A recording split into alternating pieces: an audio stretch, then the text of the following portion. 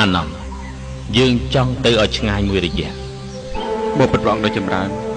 ខ្ញុំព្រះអង្គមិនដែលសង្ស័យនឹងការសម្រេចប្រតិរបស់ព្រះអង្គទេតែព្រះអង្គទៅគង់នៅឯណាដែរយើងនឹងទៅតែម្នាក់ឯងក្នុងព្រៃព្រះអង្គគង់នៅក្នុងព្រៃសត្វសាហាវច្រើនណាស់ណាសត្វព្រៃវាគ្មានគ្រោះថ្នាក់ទេតថាគតរកកន្លែងសំគួរឲ្យរស់នៅទីនោះឆាន់តែផ្លែឈើមិនកម្រើកទៅណានឹងដំណើរជីវិតតាមច្បាប់របស់តថាគតផុត3ខែហើយឯងមករកតថាគតចុះអានន្តនេះជាមុតស្មោះរបស់យើងម្នាក់ស្រេចតែព្រះអង្គទេទូបង្គំមិនដែលឃើញអ្វីដែលចម្លែកបែបនេះទេទូបង្គំស្ទើរតែមិនជឿនឹងភ្នែកខ្លួនឯងសត្វទាំងអស់នេះនៅក្នុងព្រៃសុទ្ធតែស្មោះត្រង់ចំពោះព្រះអង្គទាំងអស់អានន្តសត្វនៅក្នុងព្រៃមិនខុសពីសត្វផ្សេងទេពួកគេស្មោះត្រង់ហើយឧស្សាហ៍ព្យាយាមជាងសត្វផ្សេងសម្រាប់យើង